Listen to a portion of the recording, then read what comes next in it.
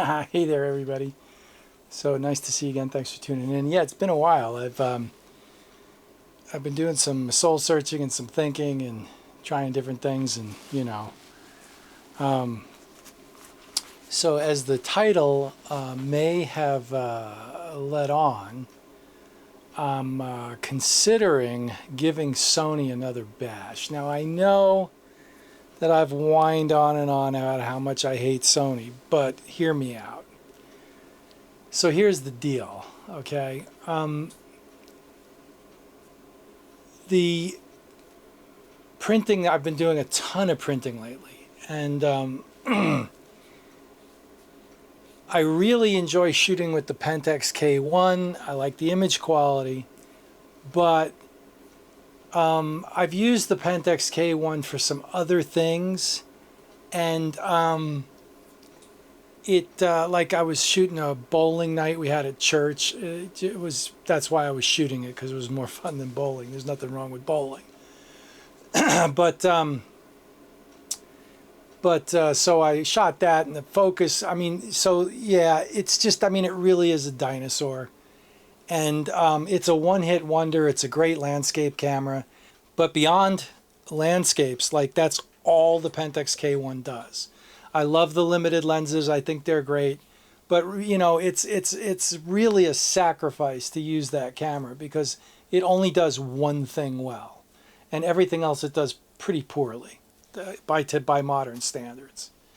But I like the resolution, okay, of the full frame 36 megapixel sensor.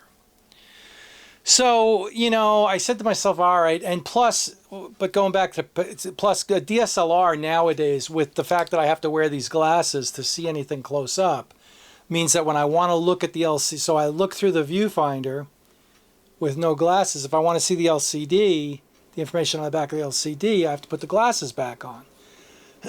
With a mirrorless camera, if I want to see the information on the back LCD and I don't have my glasses on, I can just hit the info button and it comes up in the viewfinder. I get everything recreated in the viewfinder as I get on the LCD, which means I don't have to keep putting on and off my glasses.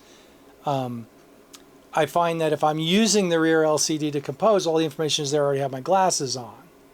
Okay? If I'm using the viewfinder to compose, I just hit a button and I've got all the information, or all the information is already there.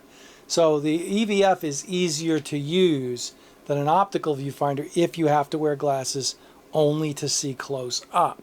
I have to take my glasses off to see the scene out that I'm looking at. Okay? So, okay. So that leaves me with the Fuji. Well, you know, the Fujis, I like the cameras. They're great. I've learned to like them. I can't say I took them right away, but they're okay. And but I've always, like, you know, that resolution that I get out of that little bit extra that I get out of the K1, like when I shoot the Fujis, like they're good enough, but I miss having that little extra punch of resolution, you know. So I said to myself, all right, let's stop screwing around here. Let's get serious. Let's consider the Fuji GFX, because I already like the Fuji cameras. Let's look at the GFX. But you know what? The GFX, for me, gets me back into the realm of a one-hit wonder. It doesn't do any video. The autofocus is slow. The lenses are huge. The camera is huge, and it kind of only does the one thing again. It does the landscapes.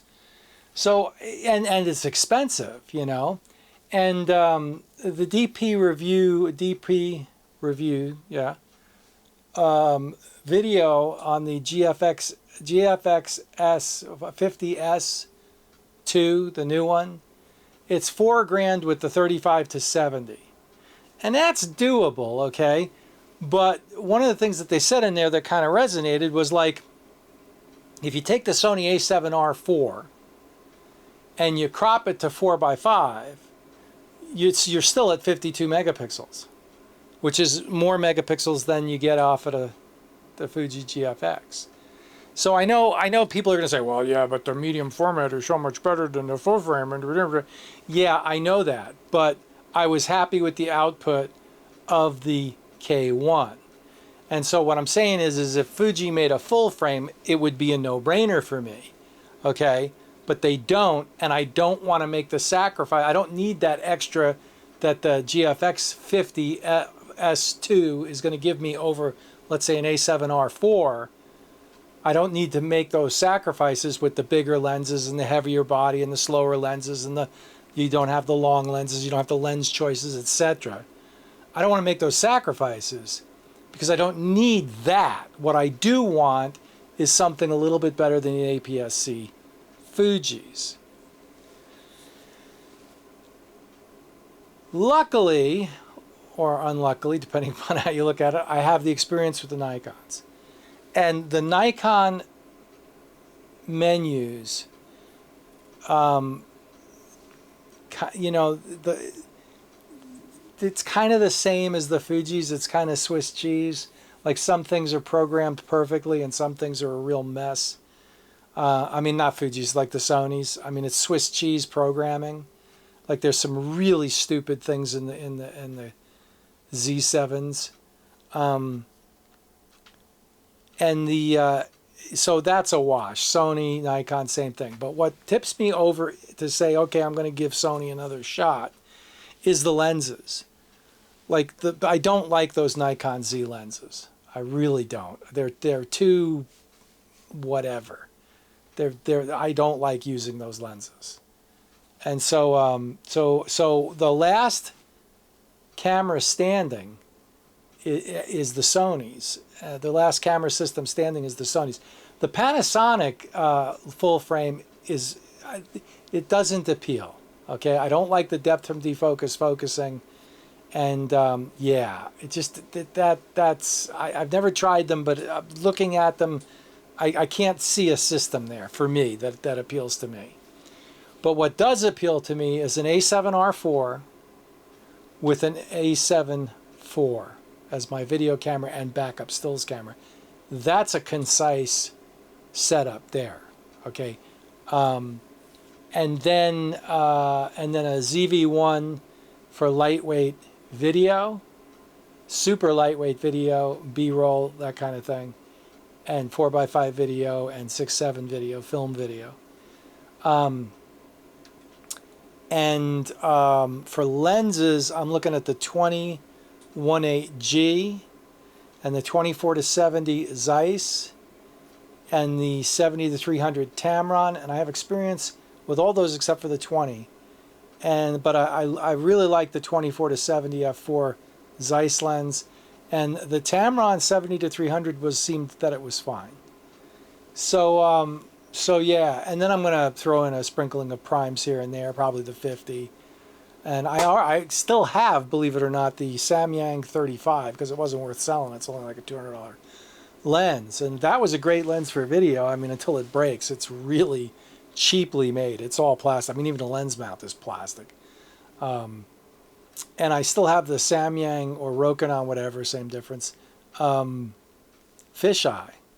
So yeah. So that's what I'm doing. That's where I think I'm headed. I want the high megapixel. I want a high megapixel body. I want a higher megapixel body, full frame or medium format. And I think I'm just going to have to, you know, give in or give up, depending upon how you look at it, and bite the bullet and put up with the Sony interface and just deal with it. I didn't like it off, you know, the first time around, but like there's water under that bridge, and you know, there's no camera system that's perfect, and there's no camera system that I absolutely, you know, I think my favorite camera system at this point is my 4x5, because that's the least amount of bullshit of any camera I've got, to put it plainly. Okay, I mean, yeah, there's no crap on the 4x5 that gives me a hard time. It is what it is. But these digital cameras, they kind of, ooh, they make me pull my hair out. But I have to embrace the suck. I mean, that's what it comes down to. There's nobody else making anything better. And I've kind of proven that to myself. And that's where we're at. And so, but on the other hand, you know, I guess I'm putting more emphasis on the output now and less emphasis on the experience. Maybe. I mean, maybe it's going to be like the Fujis where I learned to appreciate them. Maybe. But yeah, I just, basically what it comes down to is I need to replace the DSLR of the K1 that does more things. Like that's the thing, right? Even the A7R4, which is not the world's best video camera, does fine video. So I mean, for my purposes, it'll be just fine. So there it is. So that's where I'm headed, and come along for the ride. UPS said that the A7R4 would be delivered today. I didn't know this. Adorama has a big warehouse now in Salt Lake City, which is interesting because I saw on the tracking last night that it was shipped from Salt Lake City. But I don't think that's going to happen today because it shipped. It said it left Salt Lake City 8:30 in the morning, even though UPS is still saying it'll be here by 7 o'clock tonight. I don't think that's going to happen. What I think is going to happen is I think the camera is going to ride by in a truck on Interstate 84, less than 4 miles from my house, headed to Portland, and then over the weekend, it's going to take all weekend to get from Portland back out to where I live. So the camera got close today, but I don't think it's going to end up at my door, even though UPS says it will. Whatever. That's frustrating. It's no big deal. I used that Adorama 360 VIP whatever, and I got 2-day shipping. So in fairness, they really didn't have to. Really shouldn't be getting it to me. They shouldn't be getting it to me today. It should be Monday. I'm waffling on, and I apologize. All right, so that's what I'm doing. I appreciate it. Thanks for tuning in. Like, subscribe, hit the bell for notifications, and come along for the ride. It's going to be interesting. Got some places. We're going to the coast in a couple of weeks, I think. I got to see how that pans out. And I've got a couple of hikes I want to do and things like that. So thanks for watching. Have a great one, and we'll see you out there. Bye.